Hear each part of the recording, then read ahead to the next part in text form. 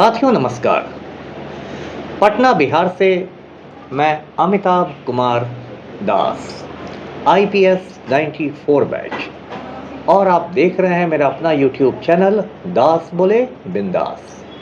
क्योंकि जब बुज़दिलों ने मुंह में दही जमा लिया हो तो दास का बिंदास बोलना ज़रूरी हो जाता है। साथियों, खबर यह है कि नरेंद्र मोदी ने इटली की प्रधानमंत्री को जो मेलोडी चॉकलेट खिलाया था, वो चॉकलेट भी अयोध्या के राम मंदिर के चढ़ावा चोरी के पैसे से ही आया था।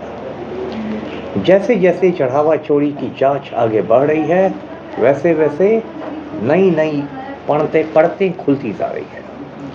इस वीडियो को आखिर तक दिल थाम कर देखिए। साथियों, कहानी शुरू से शुरू करते हैं। 22 जनवरी सन 2024 को अयोध्या में राम मंदिर की प्राण प्रतिष्ठा हुई थी। यानी कि राम टेम्पल का उद्घाटन हुआ था, इनॉग्रेशन हुआ था, और हिंदुस्तान के नालायक वजीर आज़म, नालायक प्रधानमंत्री नरेंद्र मोदी खुद गए थे उसका उद्घाटन करने। ऐसे यदि प्रधानमंत्री गए थे तो उद्घाटन के लिए राष्ट्रपति महोदया को भी बुलाया जा सकता था, श्रीमती द्रौपदी मुर्मू को। लेकिन भारत की जो राष्ट्रपति महोदया हैं श्रीमती द्रौपदी मुर्मू, वो आदिवासी हैं, ट्राइबल हैं, विधवा हैं, विडो हैं, इसलिए उनको मंदिर के उद्घाटन में नहीं बुलाया गया। ये एक बहुत ही ओछी राजनीति और एक बहुत गिरी हुई राजनीति की मोदी ने, और मोदी राम मंदिर के उद्घाटन में पहुंच गए। मंदिर के उद्घाटन के बाद ऐसी धूम मची, रात भर पटाखे छूटे और गोदी मीडिया बिल्कुल पगला गया। लगा कि अब तो भारत में राम राज्य का सूत्रपात हो ही गया, अब तो शेर और बकरी एक घाट पर पानी पिएंगे ही। लेकिन इस साल 7 जून को एक बड़े घोटाले का पर्दाफाश हुआ कि राम मंदिर में कई 100 करोड़ रुपए की चढ़ावा चोरी हुई है। और ये पर्दाफाश एक छोटे मोटे यूट्यूबर ने किया। इसका नाम है अभिषेक उपाध्याय। अभिषेक उपाध्याय ने राम मंदिर के पूर्व साबिक अकाउंटेंट से एक इंटरव्यू लिया कार के अंदर, और उसी इंटरव्यू के बाद चढ़ावा चोरी के मामले का भांडा फूटा। जब बीजेपी को पता चला कि चढ़ावा चोरी का भांडा फूट रहा है, तो बीजेपी ने हमेशा की तरह से एक बहुत गंदी राजनीति की, और बीजेपी के आईटी सेल ने सोशल मीडिया पर उल्टे सीधे पोस्ट डालने शुरू किए अखिलेश यादव की बेटी के बारे में। देखिए कितनी गिरी हुई राजनीति है, किसी की बेटी पर गलत लांछन लगाना, गलत इल्ज़ाम लगाना, और आईटी सेल ने ये शुरू कर दिया।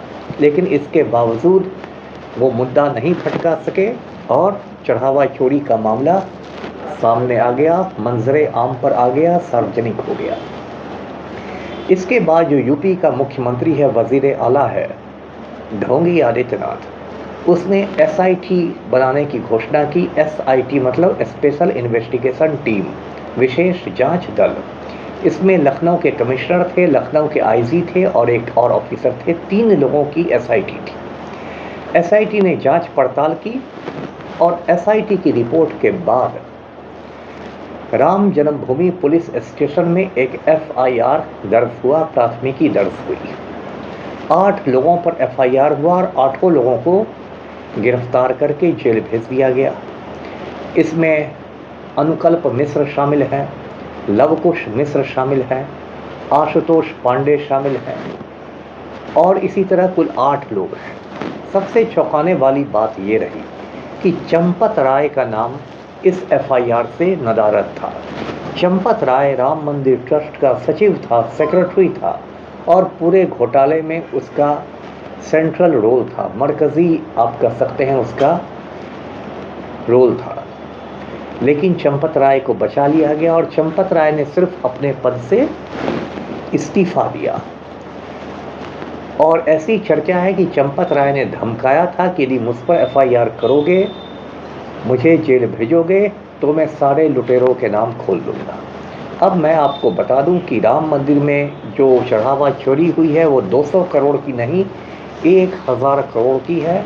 और 3 मेन लुटेरे हैं, नरेंद्र मोदी, ढोंगी आदित्यनाथ और मोहन भागवत। मोहन भागवत आप जानते हैं आरएसएस का चीफ है, जिसे सर संघ चालक कहते हैं संघ की भाषा में। और नागपुर में आरएसएस का हेडक्वार्टर्स है, सदर मुकाम है। ये 3 मेन लुटेरे हैं। राम मंदिर में मैं आपको बता दूं चढ़ावा का क्या सिस्टम है। राम मंदिर में डेली लगभग 1 लाख लोग रामलला के दर्शन करने आते हैं और ख़ास मौक़ों पर उनकी तादाद बहुत बढ़ जाती है। जैसे यदि राम नवमी का त्यौहार हो, यानी राम जी की यौम पैदाइश हो, राम जी की जयंती हो, तो उस दिन बहुत भीड़ बढ़ जाती है। या आसपास के शहरों में कोई बड़ा धार्मिक समारोह हो रहा हो, रिलीजियस कार्यक्रम हो रहा हो, जैसे यदि प्रयागराज में कुंभ मेला हो, तो उस समय ये भीड़ और बढ़ जाती है। कई लाख लोग एक दिन में आते हैं। अब वो लोग चढ़ावा देते हैं मंदिर में, जिसको ऑफरिंग्स कहते हैं इंग्लिश में। और इसके लिए मंदिर में 35 दान पेटियां लगी हुई हैं, 35 डोनेशन बॉक्सेस लगे हुए हैं। और डेली चढ़ावा का हिसाब किताब किया जाता है। उसी मंदिर के परिसर में कैंपस में एक पिलग्रिम फैसिलिटेशन सेंटर है, उसका जो तहखाना है यानी बेसमेंट, उस तहखाना में चढ़ावा का हिसाब किताब किया जाता है। डेली 2 पालियों में किया जाता है। पहली पाली सुबह 8 बजे से दोपहर 2 बजे तक रहती है और दूसरी पाली दोपहर 2 बजे से रात 8 बजे तक। और ये काम डेली होता है। लगभग 50 लोग हिसाब किताब में लगे रहते हैं। उसमें कैश को अलग किया जाता है, नकद को, सोना अलग किया जाता है, चांदी अलग की जाती है, ये सब होता है। और चारों ओर उसमें सीसीटीवी कैमरे भी लगाए जाते हैं उन पर नज़र रखने के लिए। अब राम मंदिर में जो लूट हुई वो बहुत व्यवस्थित तरीके से, सुनियोजित तरीके से लूट हुई।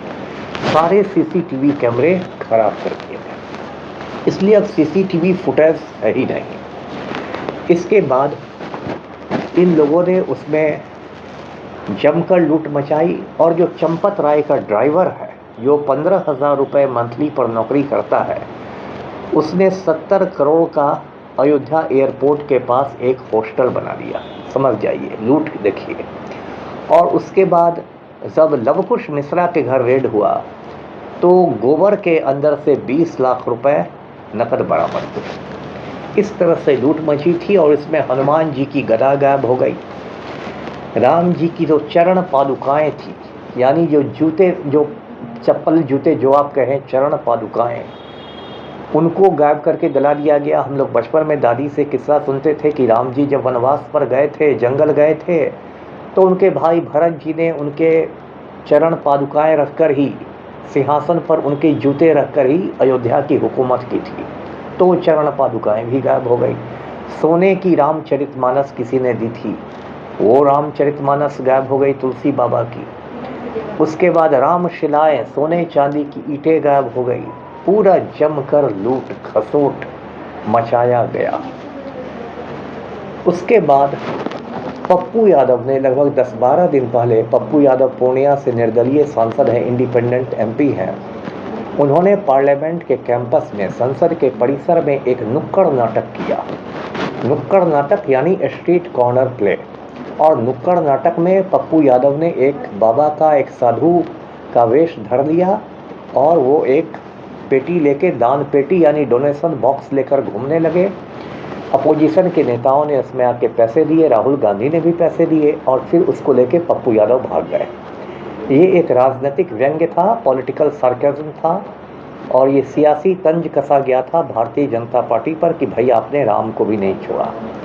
इसके बाद ये जितना गांजा फूकने वाले संत लोग होते हैं, बीजेपी के दलाल, ये सारे लोग गांजा फूक फूक कर पप्पू यादव को गालियां देने लगे कि इसने सनातन का अपमान कर दिया है, हिंदू धर्म की तौहीन कर दी है। जबकि जब बीजेपी के रोड शो में हनुमान जी को बीजेपी का झंडा देकर नचाया जाता है, तब सनातन का अपमान नहीं होता, तब हिंदू धर्म की तौहीन नहीं होती है।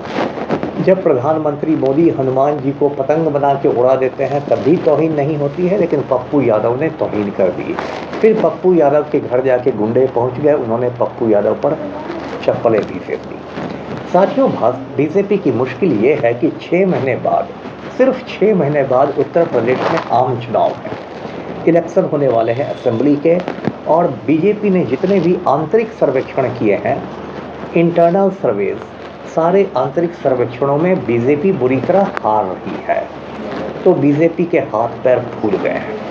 अब साथियों, खबर आ रही है कि नालायक प्रधानमंत्री जो हिंदुस्तान के नरेंद्र मोदी, तो दुनिया भर में औरतों का पीछा करते रहते हैं और अपनी बीवी जसोदाबेन को छोड़ चुके हैं।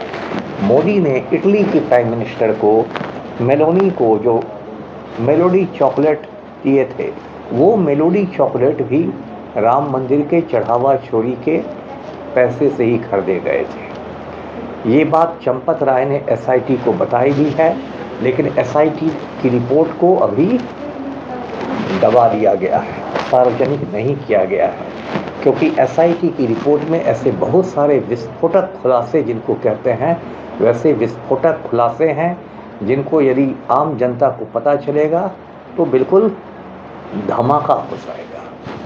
और इतना ही नहीं, बहुत बड़ी तादाद में टॉप राम भक्तों के स्विस बैंक के अकाउंट में चढ़ावा चोरी के पैसे गए हैं। इसलिए आजकल आदित्यनाथ का बुलडोज़र कहीं दिखाई नहीं देता। ये जो ढोंगी आदित्यनाथ है, यूपी का मुख्यमंत्री, उत्तर प्रदेश का वजीर आला, ये बुलडोज़र बाबा के नाम से जाना जाता है। इसका बुलडोज़र तुरंत गरीब लोगों के घर पहुंच जाता है और गरीब लोगों के खपरेल के मकान को तोड़ देता है। लेकिन जब से 1000 करोड़ की चढ़ावा चोरी हुई है, इस बुलडोज़र का तेल खत्म हो गया है। तो साथियों, ये बड़े शर्म की बात है कि अयोध्या के राम मंदिर में चढ़ावा चोरी हो रही है, उसके पैसे से मेलोडी के चॉकलेट आ रहे हैं और नरेंद्र मोदी औरतों का पीछा करके वो चॉकलेट खिला रहा है। समझ जाइए देश में कैसा अमृतकाल चल रहा है। वीडियो को लाइक कीजिए, शेयर कीजिए, चैनल को सब्सक्राइब कीजिए। धन्यवाद। जय हिंद।